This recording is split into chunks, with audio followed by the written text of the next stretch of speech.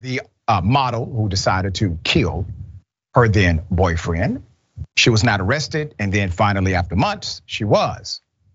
Let me take you back to one of the videos that sparked the investigation to move to arrest. Here it is.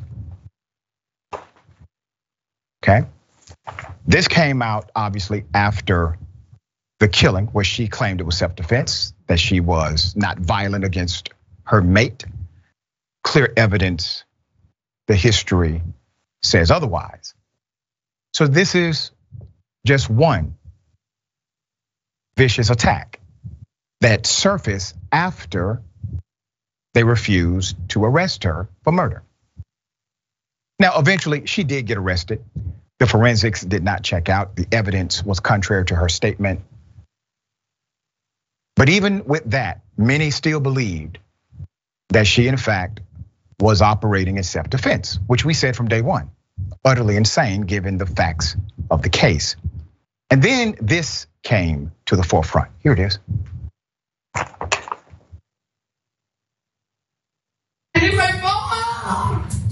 Don't touch me! What is going on? Like, are you gonna get this mad at me when I'm apologizing to you? No, Christian. Like, you're thinking I'm doing it on purpose? Drop your attitude, drop your high pitch. Okay, I'm not doing it on purpose. You touched Sahara, you know damn well the right thing to do is to tell me. Yes, and I am so sorry. So shut up and let me f***ing slap you, dumbass. No, you're not gonna slap me. Give me my phone. You have your phone. I don't have it anymore.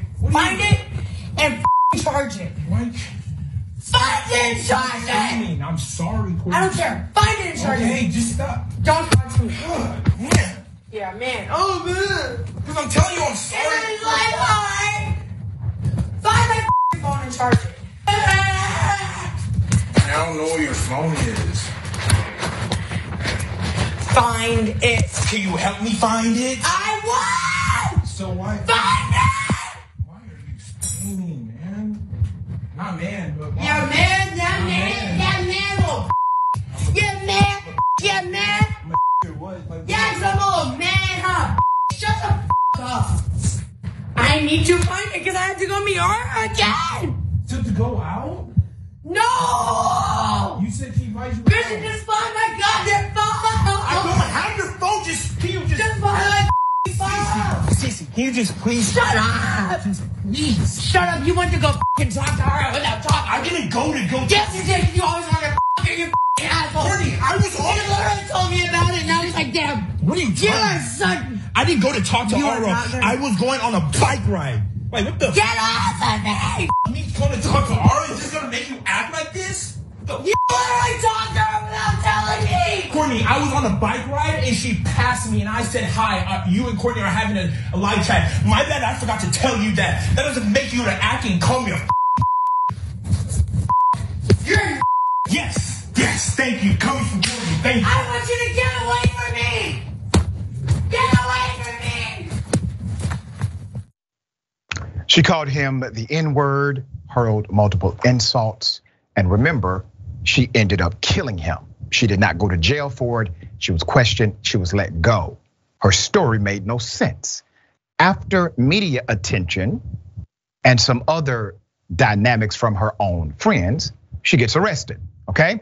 Now there's another complication and it includes $1 million. Put up her picture full mass. Now, let me highlight this issue with Courtney Clenney, who's the model, killed her boyfriend. During the testimony that began last week, prosecutors told the court that this 26-year-old 7-figure income from the adult content site makes her a substantial flight risk, complicating a judge's decision to allow her to leave from the Miami-Dade Jail until trial. Prosecutors presented evidence that she earned $966,692 in 2020 at 1.8 million in 2021. The court also said the young moneymaker funneled 2 large wire transfers, 1.1 million and 50,000 to her father's bank account after she stabbed Obumseli, the then boyfriend. The state alleges she attempted to hide the money just in case she had to leave the country to avoid a nasty trial. Now, did you see this, right? okay? He gets killed, the boyfriend gets killed. There's an investigation, same day. She gets questioned, she gets to go home. Everybody's outraged. Even her own friends said her story is not true. Months go by. Nobody checked her bank records. Nobody looked for circumstantial evidence like this. There's more. We last saw Clenney's father when him and his daughter were caught drinking at a hotel bar. Now remember, what happened right after the murder? She went and she partied, basically. We have that footage, here it is. I'll videotape her right now. Yeah, you should go. Yeah, you should go. Because you just killed your boyfriend. Yeah, you did. Yeah, and yeah. Yeah, okay, cool.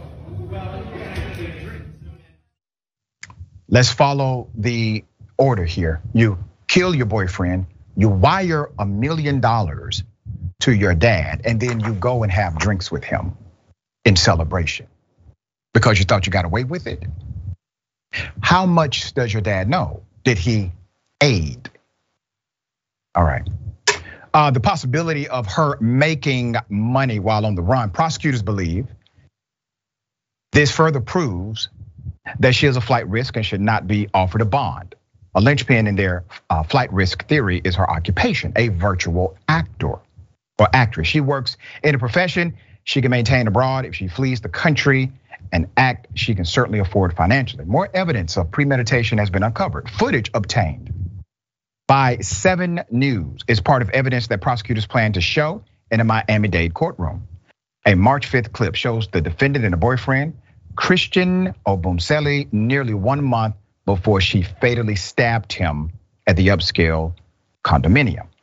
At one point, cell phone video recorded captures the audio of her saying, "I'm actually blank not having a good day, where I actually literally blank want to kill you, but you don't take me seriously."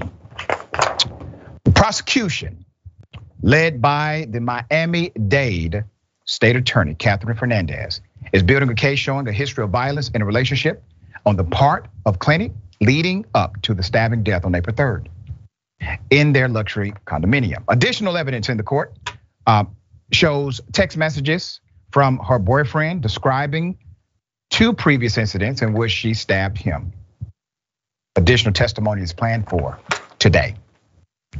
Yeah, all of that evidence was there on day 1.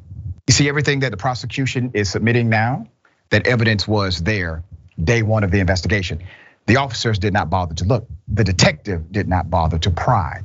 They accepted the story and continued to move on with their lives as if an entire human being had not just been killed, and there was a dumbass story as to why. What was her story? Her story was she was basically throwing a knife, and the knife just perfectly hit his body in a place that killed him, 10 feet away. They bought that story, or at least they wanted us to buy that they bought that story. Jordan, thoughts here? The racism and bias in policing is on full display here in every aspect, from just not investigating to believing her story when she is clearly, now that we've seen even just some pieces of evidence, not well. And the, I guess, collective decision to just let her go,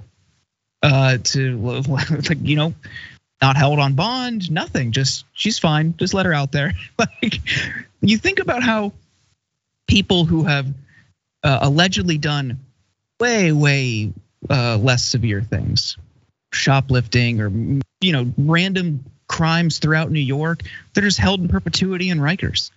And you could see why. I mean, I don't have to spell it out for people. You know why. Yeah, right. Why she's out, even though she allegedly murdered someone, versus somebody who allegedly shoplifted or had weed or drugs or some other nonviolent offense. It's total BS. So all this does is illustrate the bias and racism in policing.